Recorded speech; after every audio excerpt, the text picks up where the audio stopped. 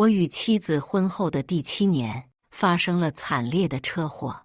我为护她身受重伤，半身瘫痪，抢救的时候，妻子作为唯一亲属，却拒绝为我签字，选择去见回国的初恋。后来，我死在冰冷的手术台上，再次醒来，竟然回到了车祸当天。可这一次，在大车冲过来的瞬间，妻子却疯了一般扑到我的身上，她死死抱着我，哭喊道：“这一次，我不会再让你丢下我了。”大家好，开始今天的分享之前，希望你能给人间烟火点个订阅，我将会分享更多优质的内容。我再次在医院醒来，看到的第一个人就是宋妍，她满脸憔悴，双眼通红地坐在我的病床边。看到我醒来，她先是惊喜，而后又扑到我的身上，泣不成声。我没有管她，而是先动了动自己的双腿，发现没有任何的问题，才放下心来。前一世，因为这场车祸，我双腿被废，事业与生活都毁于一旦，死后都无人给我收尸。好在重活一世，我总算避开了致残的伤害。其实这场车祸，前一世在我的脑海里已经上演了成千上万遍，所以在重生的那一刻，我已经有信心可以躲过对面的大车。可是宋妍却在紧急关头扑在了我身上，方向盘因为他突然的举动被打偏，我为了护住他，脑袋重重撞在了方向盘上，头上的伤口紧绷的疼。我深吸一口气，压下疼痛，看向趴在我身上哭泣的宋妍：“我没事，过几天就可以出院，不会耽误你离婚。”宋妍闻言停止了哭泣，抬起头，通红着眼眶看向我：“谁说要离婚了？我不离婚，我不会离婚的。”他说着，握住我的手，连连摇头：“离婚书我已经撕了，以后你别想和我离婚。”我皱眉看向他，离婚不是他一直想要的吗？现在我成全他和张漾，他还有什么不愿意的？前一世，我为了护他半身瘫痪，他迫于责任与压力，才不得不放弃离婚的念头。我知道自己废人一个，也曾多次提出离婚，都被他拒绝。最初的一段时间，宋妍确实对我很好，做饭洗衣都亲自动手，还每天带我散步，想方设法逗我开心。那是我结婚后从未体会过的温暖，我也渐渐燃起了生活的信心。可是没过多久，他就有些厌烦了。他会在深夜偷偷出门，一直到清晨才会回家。后来白天也开始出门，有时只在早上给我做好一天的饭，然后整整一天都不见人影。其实我已经猜想到他去见了张漾，直到有一天，他坐着张漾的车回来，被我在楼上看到。等他回到家，我看着在厨房忙碌的他，再次提出离婚，让他和张漾好好过日子。不知道是不是因为我戳中他的私情，他当场就摔碎碗筷，发起了脾气。那天我们不欢而散，他摔门离开。可他不知道，他走后没多久，家中煤气就发生了爆炸，我重度烧伤，送往医院抢救。医生给宋妍打了无数电话，都被挂断。最后手术失败，我死在手术台上，连个收尸的人都没有。至今我还能清楚地感受到肌肤被灼烧时撕心裂肺的痛，还有躺在手术台上孤独而又无力地感受到自己浑身血液一点点凝固、冷却，那种绝望的滋味，我不想再体会一次了。还有宋妍那嫌恶嘲讽的眼神，我也不想再看到了。既然这一世这场车祸并没有带来不可逆的伤害，一切还能重新开始，那我与宋妍就更没有必要再相看两厌下去了。我平静地看向他，语气坚定道：“宋妍，我们之间已经蹉跎了7年，你根本就不爱我，何必？谁说我不爱你了？我爱你的。”宋妍闻言似乎急了，立刻打断了我的话，重复说着他爱我。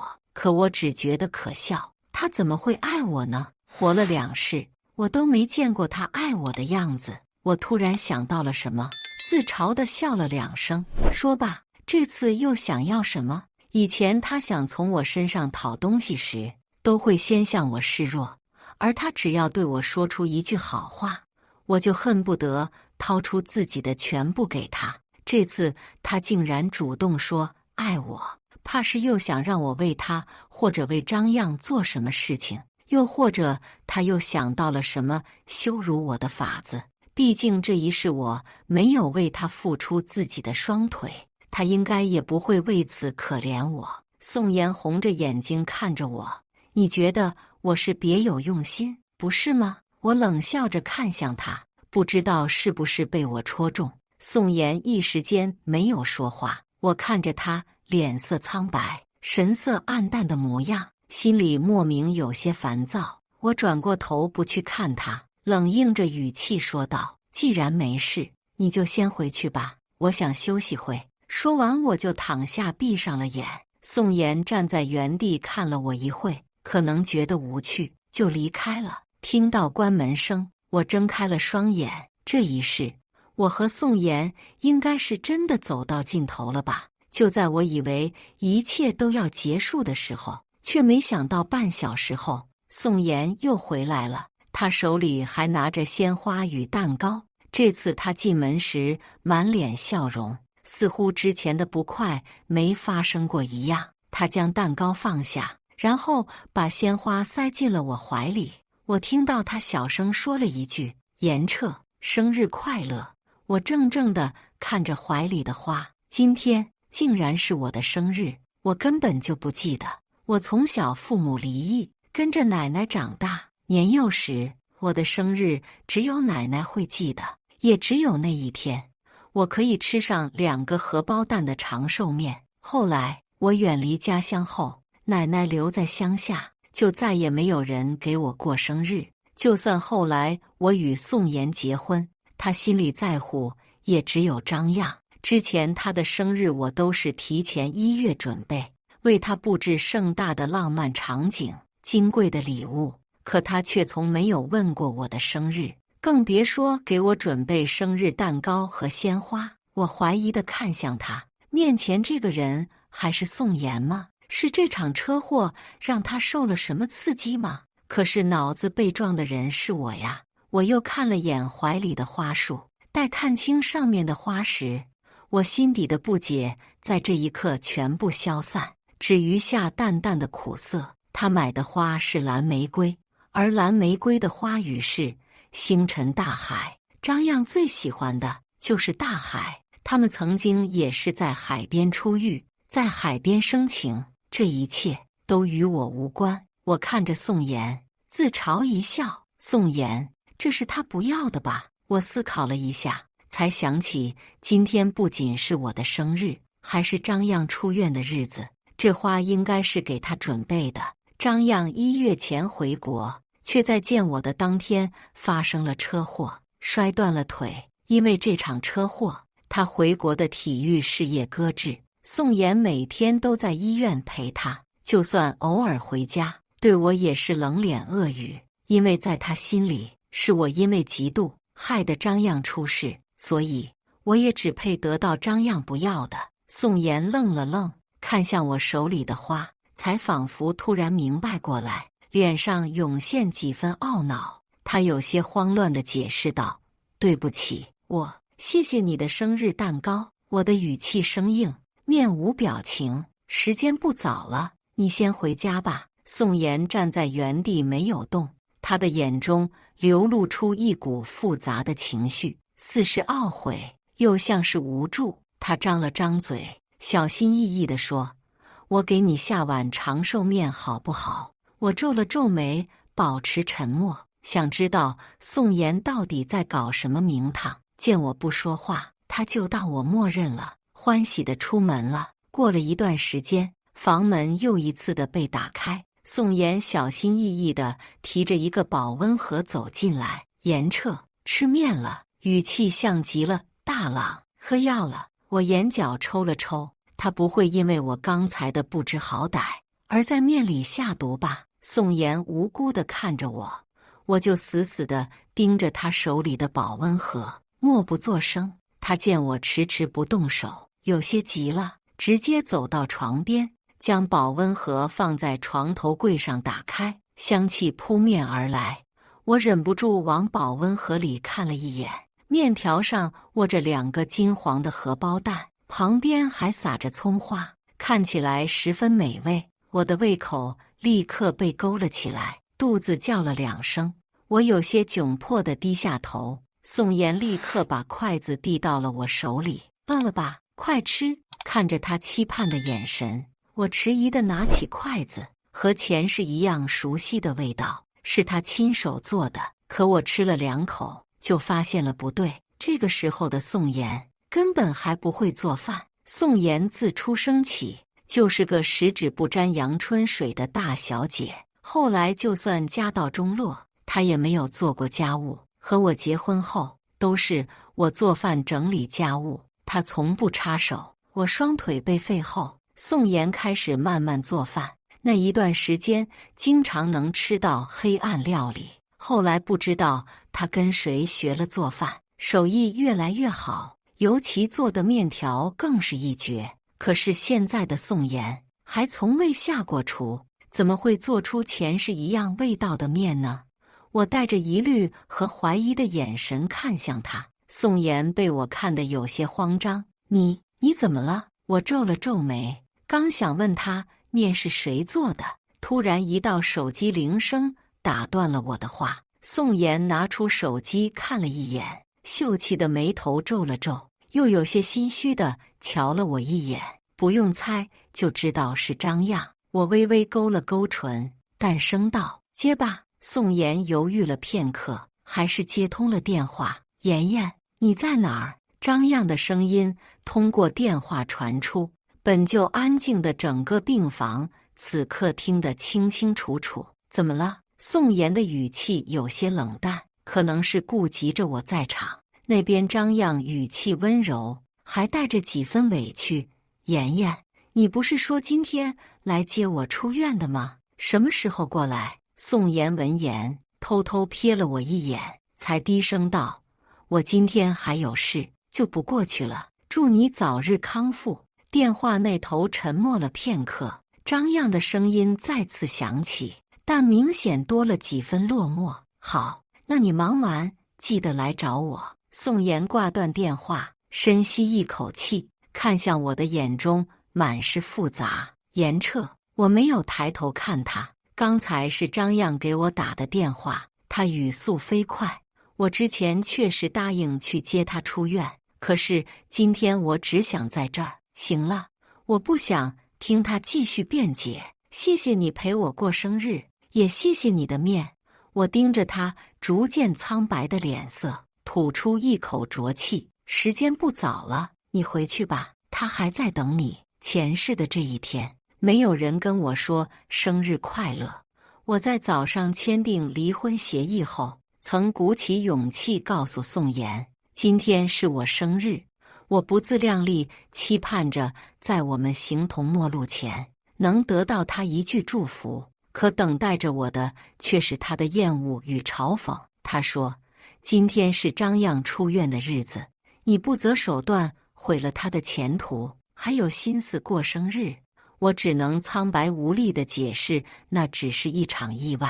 如果不是你因为多疑吃醋约他见面，他也不会出车祸。医生说他以后再也不能参加比赛了，他的人生都毁了。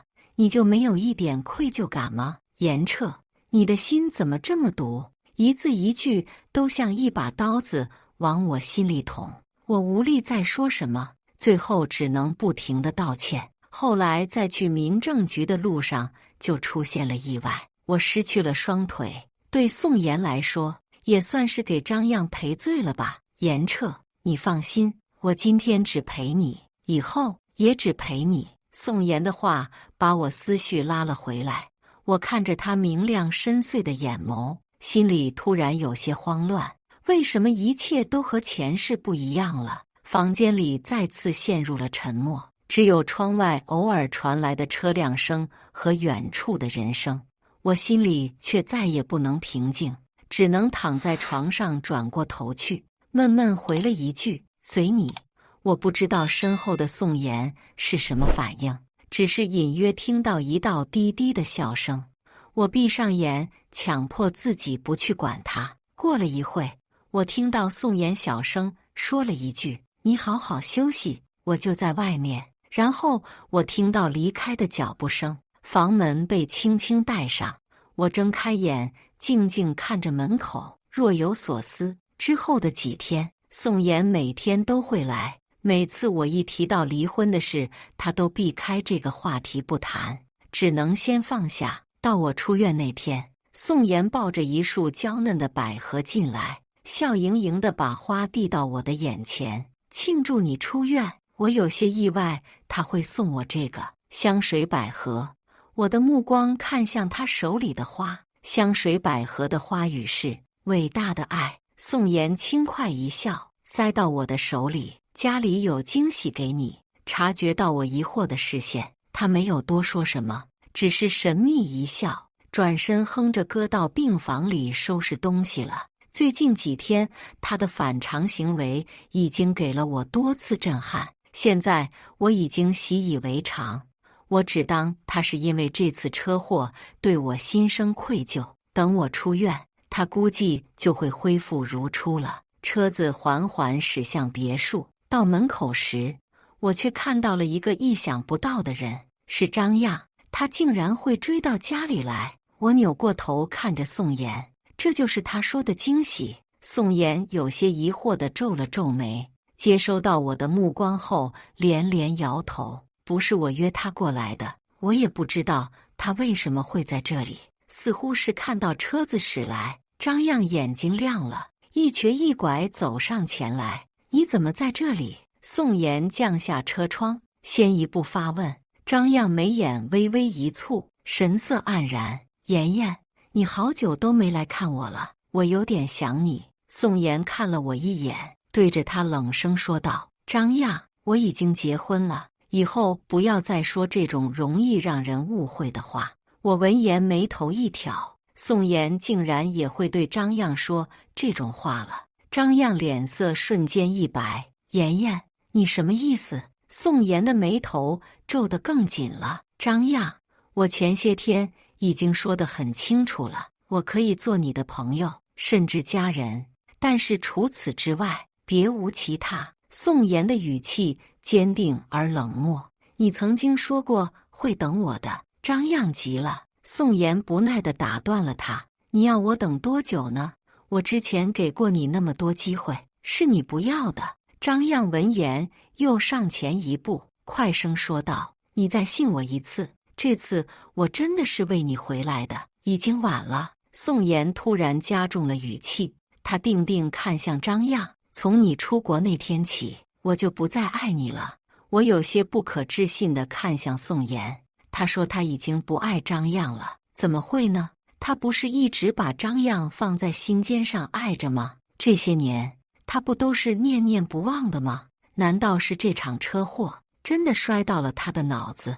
张漾脸色阴沉的可怕，指着我的手指微微颤抖：“你是不是爱上他了？”宋妍轻声开口：“对，我爱他。”宋妍深情地看向我，我面上强装的镇静险些就要维持不住。心里早已翻江倒海，这已经是宋妍第2次说爱我了，而且还是当着张漾的面。可我蹉跎了2世，都没有让他爱上我，他怎么会短短几天就爱上我？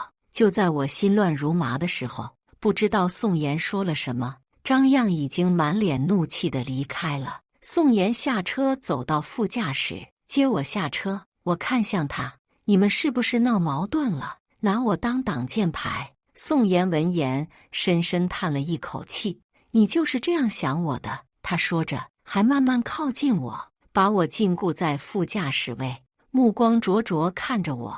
我说的话句句真心，我一时间心跳如雷，只能推开他，起身走向别墅。打开门，一股温馨的气息扑面而来，伴随着百合花的淡淡香气，让人心情舒缓。别墅里灯火通明，每一个角落都干净整洁。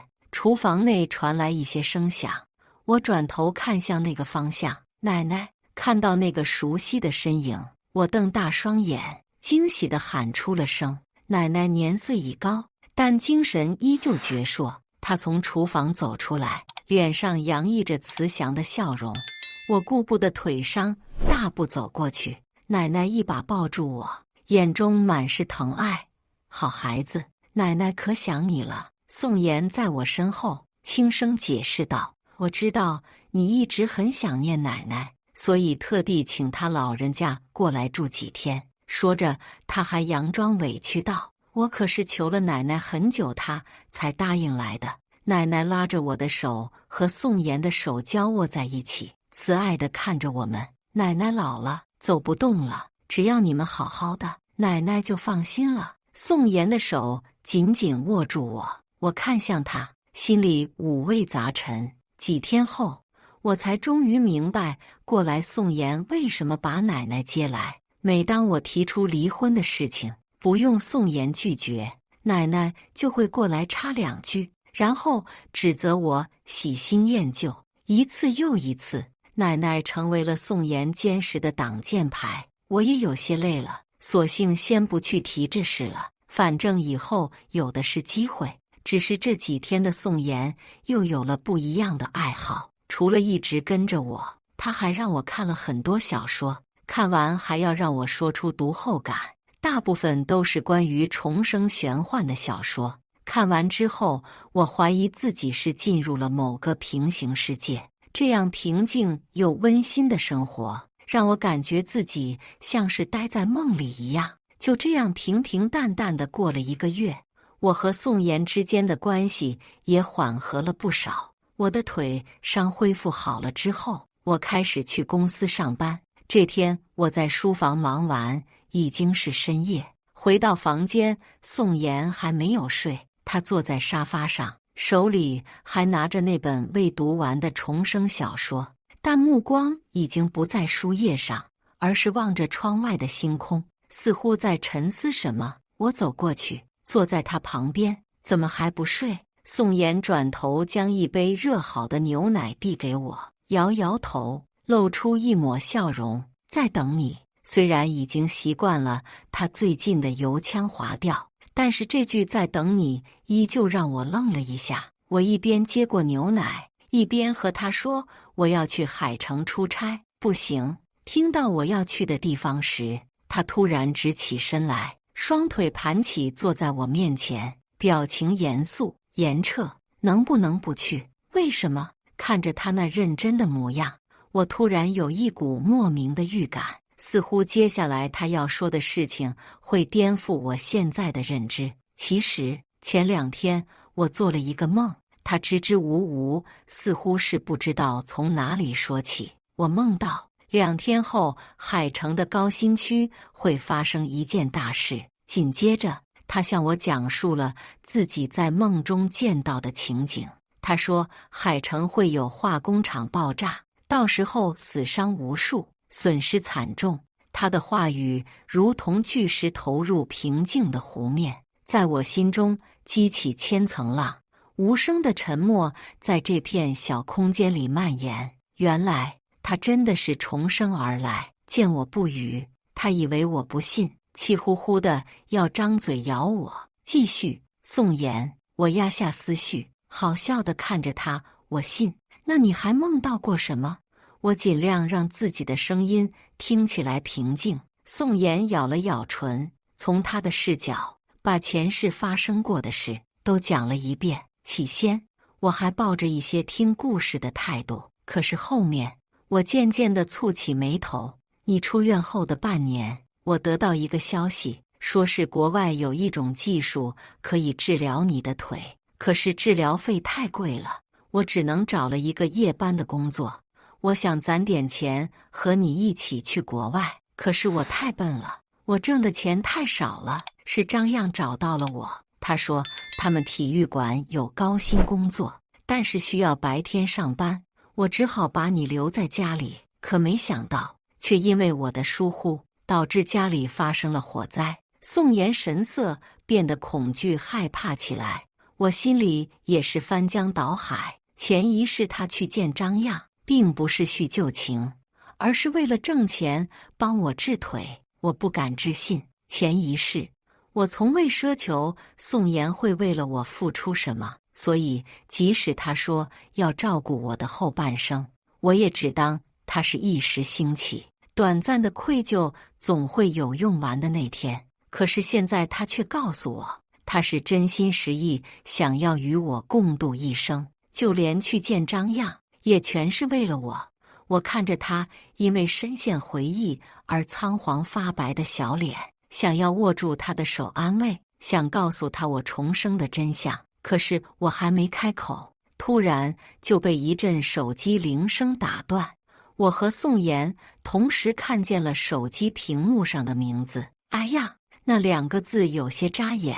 我立刻清醒过来，起身端起水杯，我去洗杯子。宋妍跟着我来到厨房，我背对着她打开水龙头，她摁下了免提。张漾熟悉的声音传来：妍妍，这大概是我最后一次给你打电话了。他说话声有些含糊，除了人声，还有呼啸的风声和瓶子碰撞发出的声音。宋妍开始紧张起来。你在哪儿？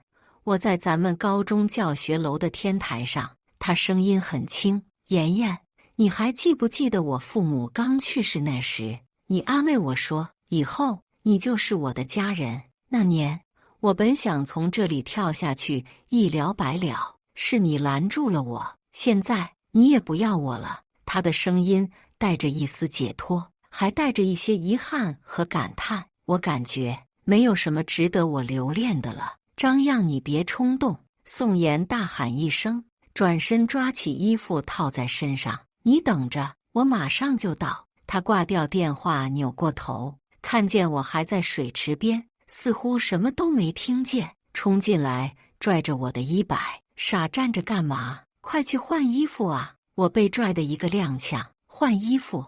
你不换衣服让我自己去吗？我一个女人可拉不动他。宋妍有些烦躁地掏出手机，拨打号码。我这就报警。一个酒鬼也不知道是怎么进去的。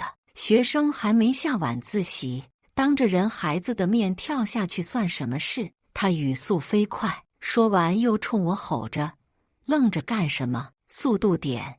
我听着他暴躁的碎碎念，才终于在他身上找回了前一世的熟悉感。只是此刻的他比前世更可爱了。等我们开车在路上时，警察已经赶到现场了。安全到达学校时，只见一片混乱，学生们被紧急疏散，警察在周围设置了警戒线。张漾正站在教学楼的天台上，手里还握着半瓶酒，旁边歪七扭八倒下的全是空酒瓶。宋妍冲下车，焦急地跑过去。天台上风很大，警察在张漾5米开外的地方不敢靠近。宋妍被警察带到天台，我也跟了上去。宋女士，他非要见你一面，你给我们拖延一会儿时间，救援马上就到。宋妍看了我一眼，我被拦在警戒线外，对他点点头。他深呼吸，平缓了声音，爬上台阶叫了声张漾。天台边缘的人影动了动，回过头，露出那张满是红晕的脸。妍妍，你来了。张漾，你先下来好吗？张漾没有回应他，自顾自地说着，对不起，是我太贪心了，不想只是和你做家人。他的视线望向站在人群外的我。张漾笑了笑，仿佛卸下了所有的包袱和重担。你以前答应过我，每年都会给我过生日的，唱首生日歌，我就下来。好，我答应你。天台上风声渐渐变小，歌声在天台的夜色里回荡。一曲终了，张漾从天台上站起来，面对着宋妍：好多年没听你唱过了，依旧是很好听，谢谢你。我还有个问题想问你。他声音很淡，你问你还爱我吗？我的心猛地一沉，不敢再听后面的对话。一想到宋妍会说爱，我就有种难言而喻的无力感。我下意识地想逃避，但是声音还是会被风传递到耳朵里。我们只是家人，我曾经也以为这辈子非你不可，可是后来我才发现，我一直就认错了我们的感情，那根本不是爱情。张漾，你仔细想一想，也许你也不爱我的，你只是不甘心我爱上别人。如果你爱我，你怎么会舍得离开我那么久？我愣了，望向边缘处，张漾也望向人群，同我对视上，幽深的眸子看向我，意味深长。我们先回去好不好？回去把事情说清楚。宋妍的声音拉回了张漾的目光，他对着宋妍微微一笑：妍妍，我很确定，我爱你。说完，张漾张开双臂向后倒去，被无边的夜色吞没。那一刻，时间仿佛都静止了。我上前去，担心地望着宋妍，她双目无神地看着黑漆漆的地面，腿一软，跪倒在地上。她浑身冰凉，呆呆地坐着，身子止不住地发抖。我将她拉到怀里，无声地安慰：我把他害死了。宋妍紧紧抓住我的手，不安地说着：我不知道要怎么办才好。说着，她哭出声，用力抱住我，语无伦次：对不起，对不起。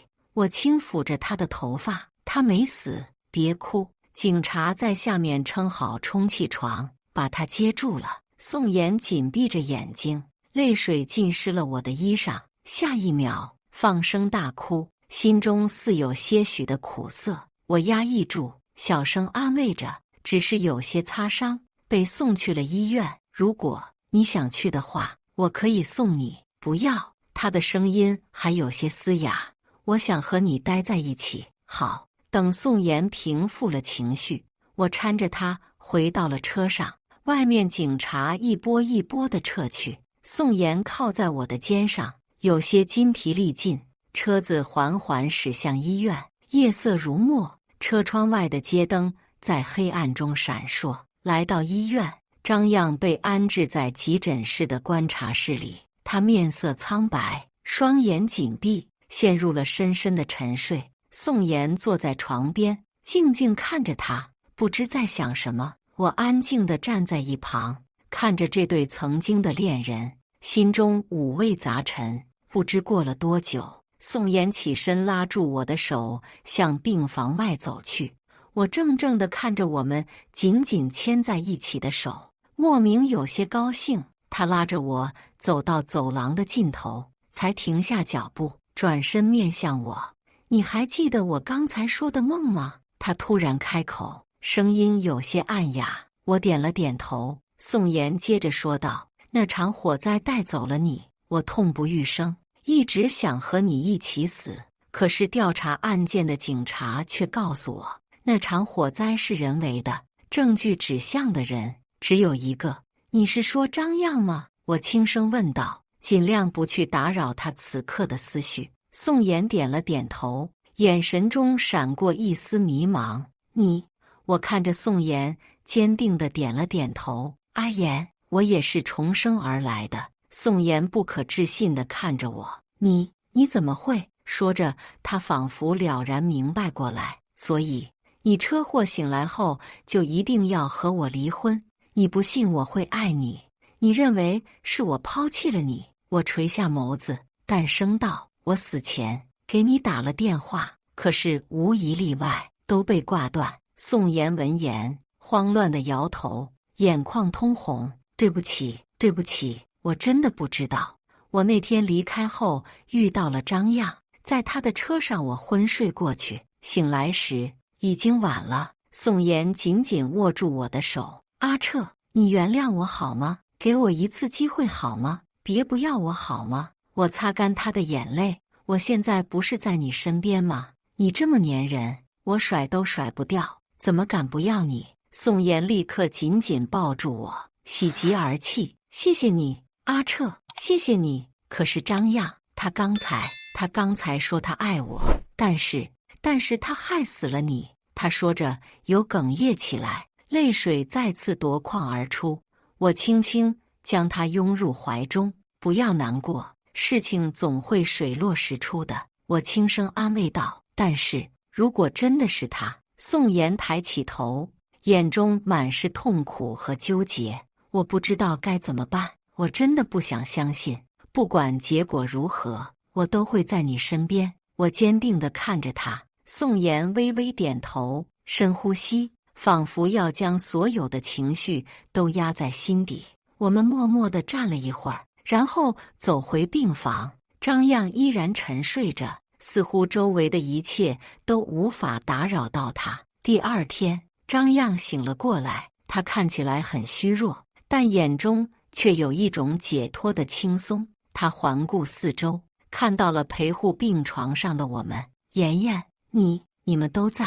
他声音有些沙哑。宋妍站起身，走到床边。你醒了，感觉怎么样？张漾笑了笑，还好，就是头有点晕。他看向我，眼中闪过一丝复杂的情绪。我朝他点点头，没有多说什么。人一醒，警方就得到了消息，前来调查的人员此时也已经到了医院，朝病房赶来。病房内气氛顿时紧张起来，警察们穿着制服，手持记录本，严肃地询问张漾昨晚的情况。张漾的眼神有些闪躲，但还是回答了所有问题。他说自己只是喝多了，一时冲动才走上了天台。宋妍在一旁听着，眉头紧锁。我在一旁默默观察，心中也充满了疑惑。他说的这话可信吗？警方调查结束后，张漾被送回了普通病房。宋妍沉默了一会儿，有些犹豫。我不知道是应该相信张漾的话，还是坚持最初的猜测。不如先观察观察，再做决定。他思考了一下，似乎觉得可行。好，接下来的日子，我们时不时地来看张漾，同时也暗中观察他的行为，找人调查他。然而，就在我们以为一切都将要结束时，一个惊人的消息传来：张漾失踪了。这个消息如同一颗重磅炸弹，让我们感到震惊的同时还有些不安。警方立即展开了调查，但张漾似乎消失得无影无踪。我和宋妍也四处寻找张漾，我们沿着他可能出现的地方一一排查，询问了所有可能见过他的人，可还是一无所获。直到1周后，我上班时在公司楼下再次遇到了张漾，他浑身邋遢不堪，看着我的眼神里带着疯狂。我感受到危险，赶紧拨通了报案电话。只是还没说话，他就抢过我的手机，摔在了地上。下一秒，噗！冰冷的刀刃刺入肉体，发出一声闷响。周边人群开始骚乱起来。我瞪大了眼睛，看着那个站在我面前包裹岩石、手持匕首的人，竟然是张漾。他的眼中闪烁着疯狂和决然，嘴角勾起。为什么？我艰难地开口。疼痛从胸口传来，血液染红了衣襟。张漾冷笑一声：“你死了，妍妍就是我的了。”他的话语中充满了阴狠和决绝。我不可置信地看着这个疯子，我试图挣扎，但那把匕首已经深深地刺入我的身体，让我动弹不得。只要你在，妍妍就永远不会回到我身边。张漾咆哮着，再次挥动手中的匕首。然而，就在这时，一道身影冲了过来，将张漾扑倒在地。是宋妍。他试图从张漾手中夺回匕首，但张漾的力量让他无法脱身。妍妍，快放手！我拼尽全力喊出这句话，但声音却显得如此微弱。宋妍转过头，眼中充满了惊慌。他看了我一眼，然后猛地一用力，将张漾推开，匕首也从他的手中滑落。突然，张漾再次扑了上来，他抓住了匕首，狠狠地向我刺来。我闭上了眼睛，等待那致命的一击，但预料中的疼痛并没有传来。我睁开眼，只见宋妍挡在我的身前，匕首深深地刺入了他的背部。妍妍，我惊呼出声，看着他缓缓倒在自己面前，心中充满了恐惧和绝望。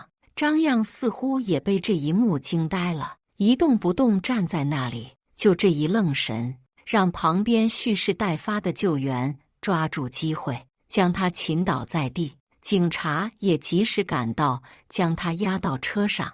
我忍着身体上的疼痛，艰难地支撑起自己的上半身，看着宋妍。他在血泊中，脸色苍白，双眼紧闭。我紧紧地握住他的手，让他能感受到我的存在。妍妍，你不能有事。我声音颤抖，泪水在眼眶中打转。救护车呼啸而来，医护人员迅速将宋妍和我抬上车。在救护车上，我紧紧握住他的手，陷入昏迷当中。我在昏睡中惊醒，发现自己已经在医院的病房里，周围是熟悉的消毒水味道。挣扎着坐起身，环顾四周，寻找着宋妍的身影。她静静地躺在旁边的病床上，脸色依旧苍白，但呼吸已经平稳了许多。我松了一口气，心中的恐惧和绝望稍微缓解了一些，挣扎着想下床看看宋妍，刀口却被扯到。我倒吸一口凉气，静静地坐在床上，等待疼痛缓解。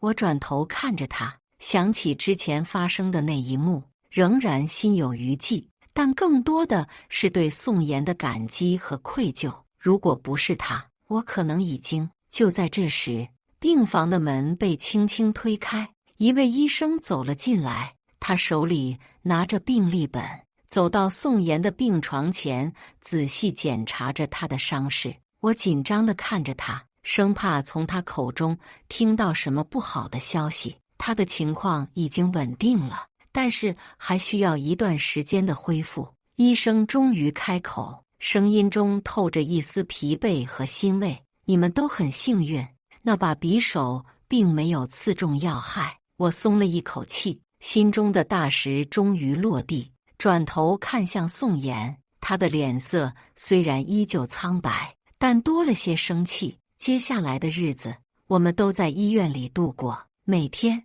我都陪伴在宋妍的身边，看着她逐渐从虚弱中恢复。宋妍醒来后，我们聊了很多。她告诉我，那一刻她并没有多想，只是本能地冲了上去。她说，她在前一世就知道了，之前张漾车祸伤了腿，其实跟我没关系，只是一场意外。他的腿是从国外回来之前就伤了，只是他寻找了一个借口，将责任归咎于你。宋妍一直不知道该怎么和我说这件事，他误会了我，伤害了我。前世他在我死后忍受不了痛苦，没过多久就郁郁而终，重活一世。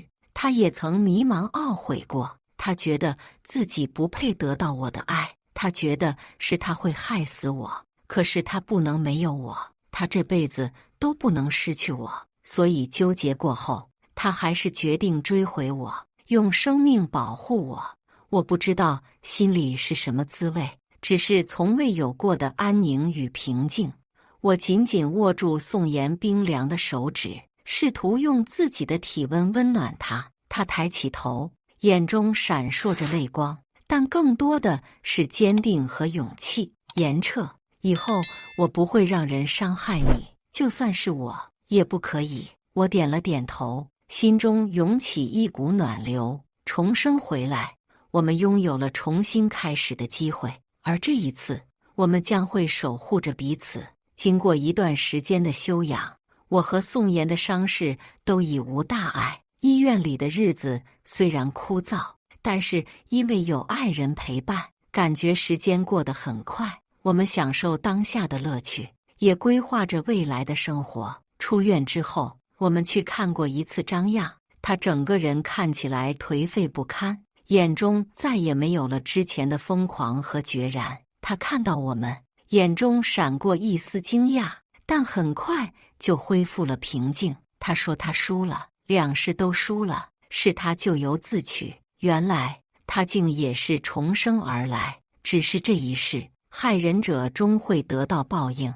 宋妍让他好自为之，然后带着我离开。宋妍牵着我的手，走在夕阳下，阳光笼罩在他身上，很美。我想我们以后的人生也会如现在一般美好安宁。以上就是今天分享的故事，大家有什么想说的、想吐槽的，欢迎在下方评论交流。也更希望能给人间烟火点个订阅，我将会分享更多优质的故事内容。